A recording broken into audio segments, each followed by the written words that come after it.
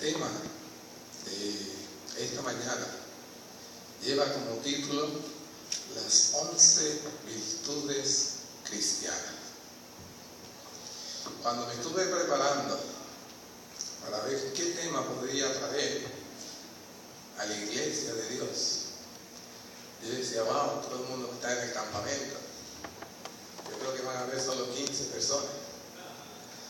Señor, ¿qué tú deseas que yo le diga a esas 15 personas?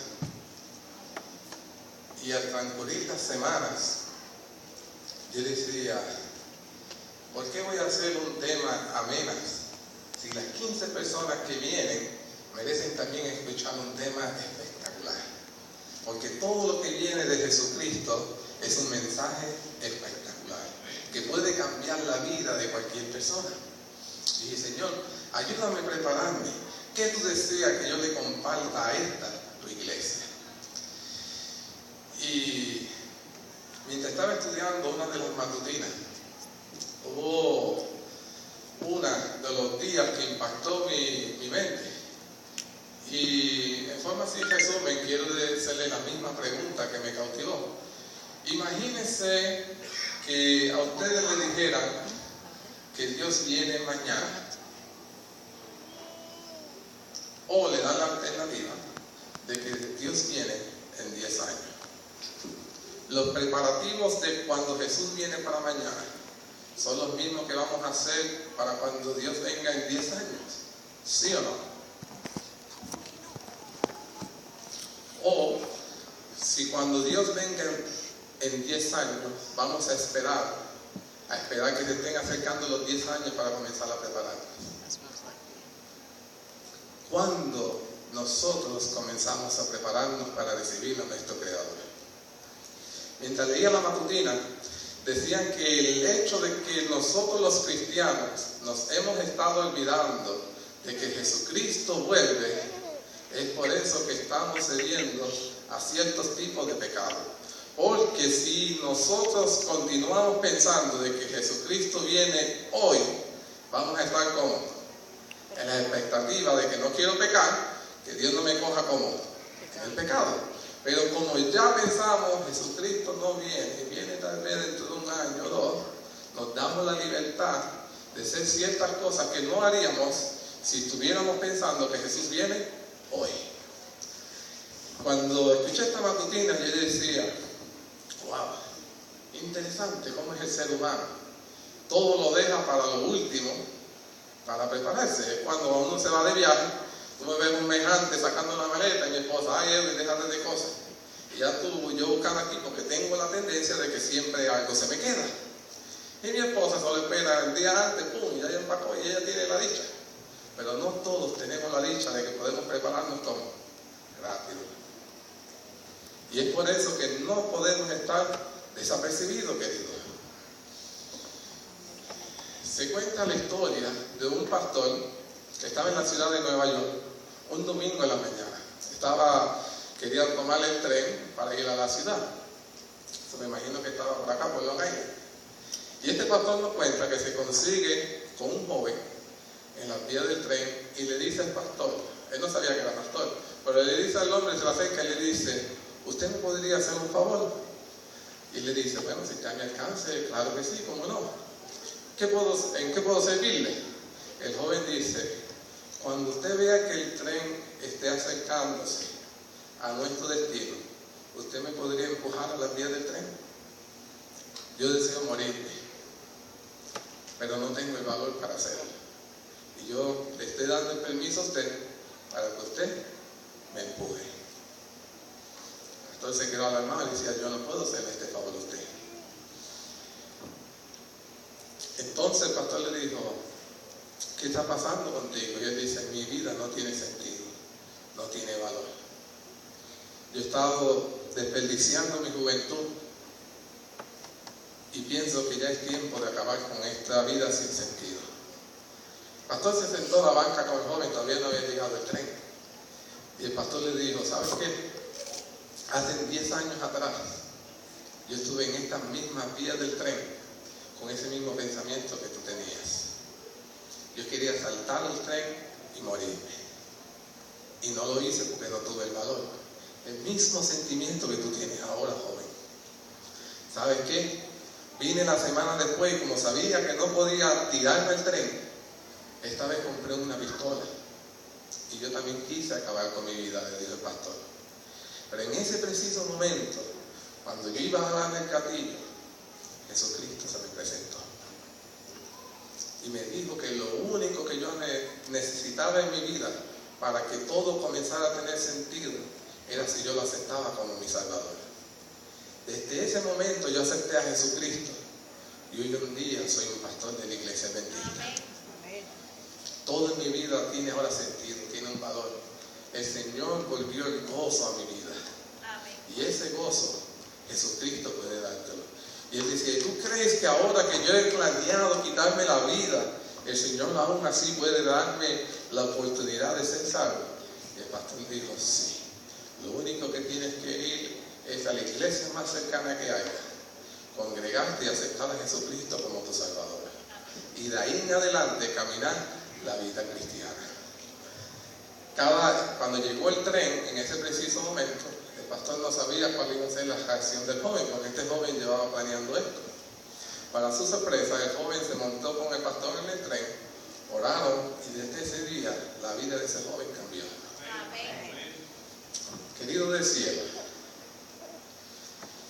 se nos cuenta una pequeña fábula de un profesor que le iba a dar un premio al estudiante que tuviera el escritorio, no sé si todo el mundo lo conoce, el escritorio, el que lo tuviera mejor organizado.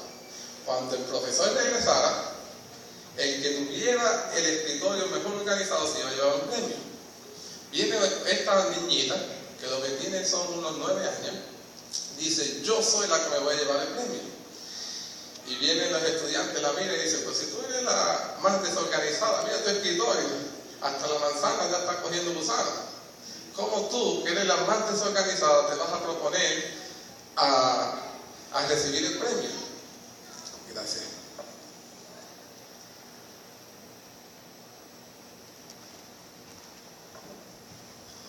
Viene la joven y dice, bueno, yo tengo algo planeado.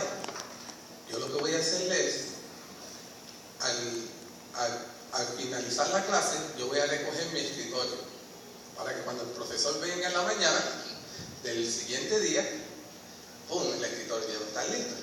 Lo dejo sucio todo el día, pero antes de irme lo recojo para cuando regrese en la mañana y dicen, oye, y si el profesor regresa en la tarde, entonces lo voy a recoger en la mañana.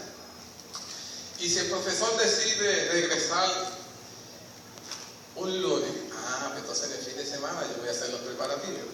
¿Y qué tal si el profesor viene el viernes o cuando tú menos te lo esperas? Entonces la joven dice, ¿sabes qué?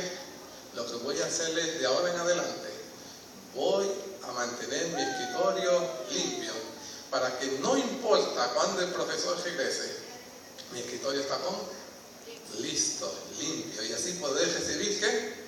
Mi premio. Querido del cielo, yo les quiero compartir algo en esta mañana. Yo, Edwin Pérez, quiero ir al cielo. Amén. ¿Cuántos de los que hemos venido aquí en la iglesia esta mañana tienen el mismo deseo y el anhelo que yo tengo? ¿Cuántos queremos ir al cielo? Amén. Este tema que les quiero dar en esta mañana, las 11 virtudes cristianas, fue un tema que yo prediqué en el 1996, cuando yo era un chamaquito.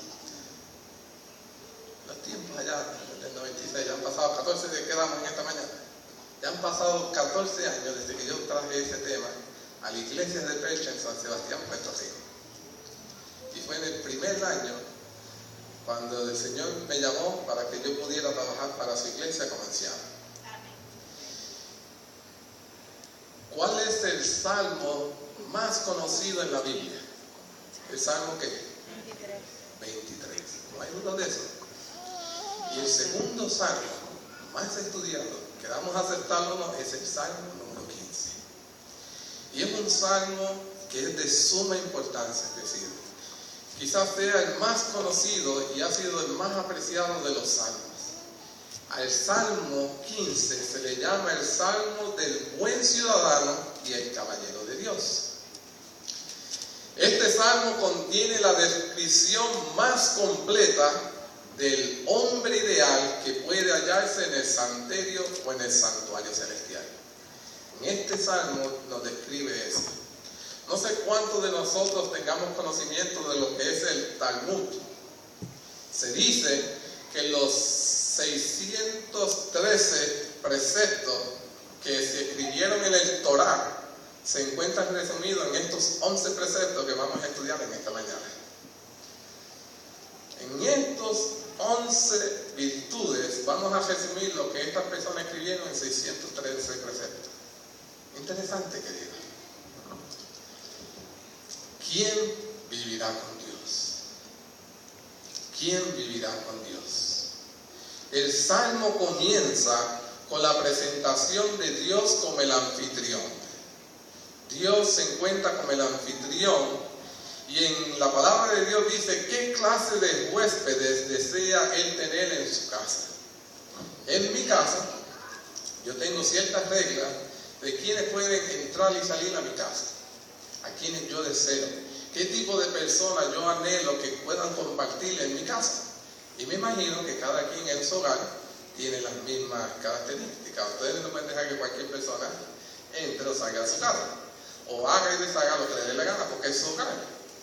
Dios también tiene ciertas cualidades, ciertas características que Él desea que nosotros los cristianos tengamos para que podamos morar en su santo monte. Dice la palabra de Dios en el libro de Salmos, quiero que todo el mundo estemos en el libro de Salmos, capítulo 15, y leamos juntos. Comienza el versículo 1 diciendo: Jehová, ¿quién habitará en tu tabernáculo? ¿Quién descendirá en tu santo monte? El que anda en integridad y obra justicia y habla verdad en su corazón. El que no calumnia con su lengua, ni hace mal a su prójimo, ni admite reproche contra su prójimo.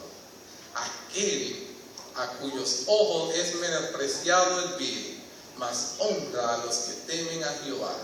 El que aún jurando en daño suyo, no cambia. Quien su dinero no dio a usura, ni contra el inocente tomó cohecho. El que hace estas cosas, jamás será removido, querido.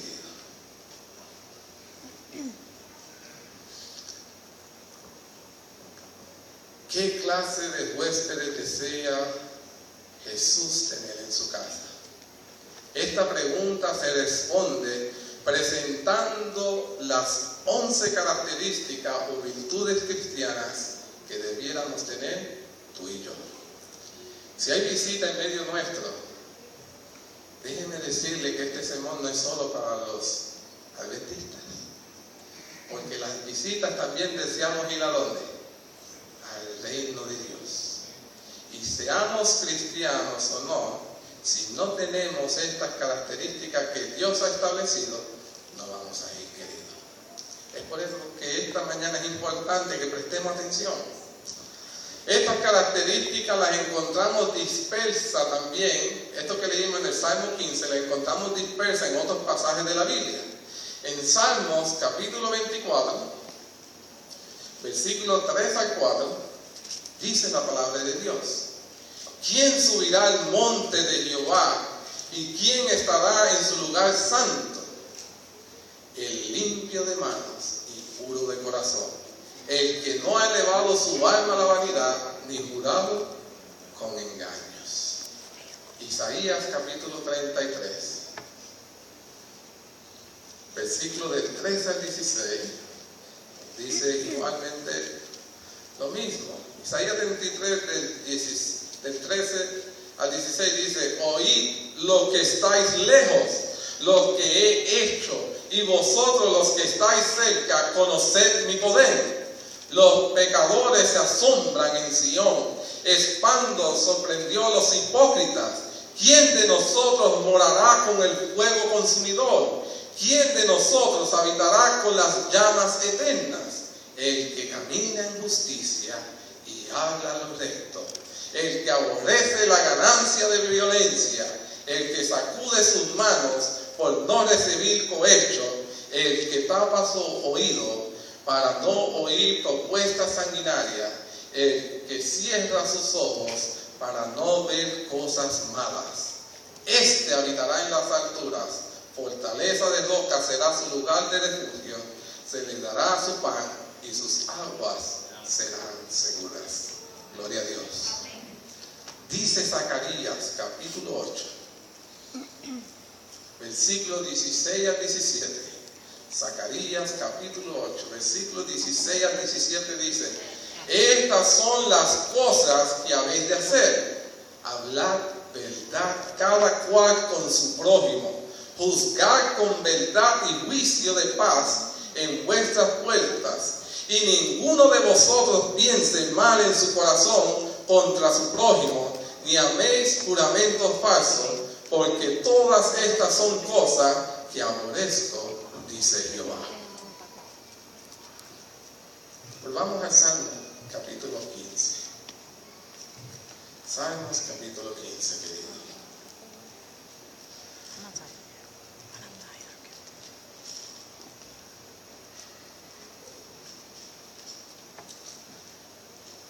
Jehová, ¿quién habitará en tu tabernáculo? La idea de habitar en este salmo se presenta en dos formas. Habitará, que viene de la palabra hebrea. La palabra hebrea no indica vivir en forma permanente, sino por un tiempo como invitado. So dice, ¿quién habitará en tu tabernáculo? Para usar la palabra habitará, se refiere por un tiempo como corto, por X cantidad de tiempo. Pero cuando hace la segunda pregunta dice, ¿quién morará en tu santo monte? La palabra morará, en la segunda parte del versículo, la idea de habitar en forma temporal se transforma ahora en algo permanente. Yo no quiero ir al cielo para vivir un año o dos. Yo quiero ir al cielo para estar con mi Jesús por la eternidad. Amén. Entonces, aquí el salmista pregunta, ¿quién morará en tu santo nombre? ¿Quién puede vivir contigo, Señor, por toda la eternidad? ¿Qué invitado estará en condiciones de llegar a ser miembro permanente de la casa de Dios? ¿Cuántos de los hermanos de la iglesia del Rodby Center estamos en las condiciones de llegar a ser miembro permanente de la casa de Dios y morar en su santo monte por la eternidad? La altura sugerida por esta frase insinúa la altura del carácter perfecto por encima del carácter común. Dios nos pide que dejemos de hacer las cosas comunes y comencemos a practicar las cosas por encima de lo común. El carácter que agrada a Dios y al hombre debe elevarse por encima de lo común. Debemos dejar de conformarnos con lo que estamos haciendo y comenzar a hacer las cosas como el Señor desea que comencemos a hacerlas. En el versículo 2 hasta el versículo 5 se contesta en forma específica las preguntas del versículo 1. Gracias a Dios que en su palabra nos da cómo nosotros podemos alcanzar para poder morar con el Señor por la eternidad.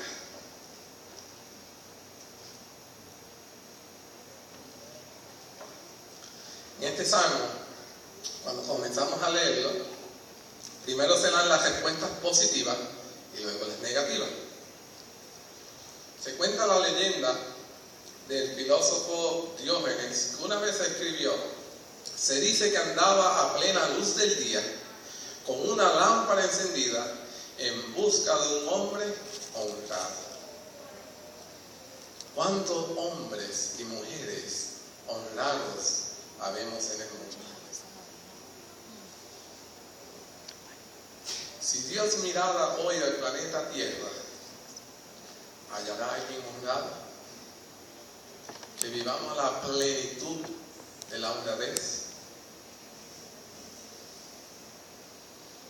Integridad, que viene de la palabra hebrea tamim, significa completo, entero, sin defecto, sincero o perfecto.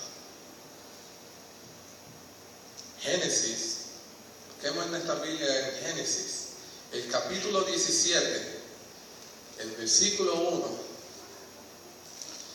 ¿Qué dice la palabra de Dios? Génesis, capítulo 17, versículo 1, dice la palabra de Dios: y siendo Abraham de edad de 99 años, se le apareció Jehová y le dijo: yo soy el Dios Todopoderoso, anda delante de mí y sé que, perfecto, querido, sé íntegro, sé tamín. Dios ordenó a Abraham, uno de los personajes ideales del Antiguo Testamento, que fuera perfecto, queridos. En el libro Educación, página 54, la hermana Elena de Dubái escribió: en esta sociedad moderna, Dios necesita de hombres y mujeres también que seamos perfectos, queridos. La mayor necesidad del mundo es la de hombres y mujeres que no se vendan ni se compren. Hombres y mujeres que sean sinceros y honrados en lo más íntimo de sus almas. Hombres y mujeres que no le teman dar al pecado el nombre que le corresponde. Hombres y mujeres cuya conciencia sea tan leal al deber como la brújula al polo. Hombres y mujeres que se mantengan de parte de la justicia, aunque se desplomen los cielos. ¿Qué Dios demanda de nosotros entonces, queridos? En el libro de Mateo, capítulo 5, versículo 48, dice la palabra de Dios: sed pues perfecto como vuestro Padre Celestial es ¿qué? Perfecto, querido. Así como Dios demandó a Abraham integridad, también nos pide lo mismo a nosotros en esta mañana. Dios desea que nosotros seamos íntegros al Señor. Que no seamos cristianos de palabra, sino que se puedan ver en nuestras acciones lo que nosotros creemos, queridos. Dice la palabra de Dios: el que anda en integridad y obra justicia. El justo, dice la palabra de Dios, que también habitará con Dios. ¿Qué es hacer justicia, querido? El concepto bíblico de la justicia está muy ligado al principio del amor. En Primera de Juan, capítulo 3. Primera de Juan, capítulo 3. Versículo del 6 al 10, dice la palabra de Dios: todo aquel que permanece en él no peca. Todo aquel que peca no le ha visto ni le ha conocido.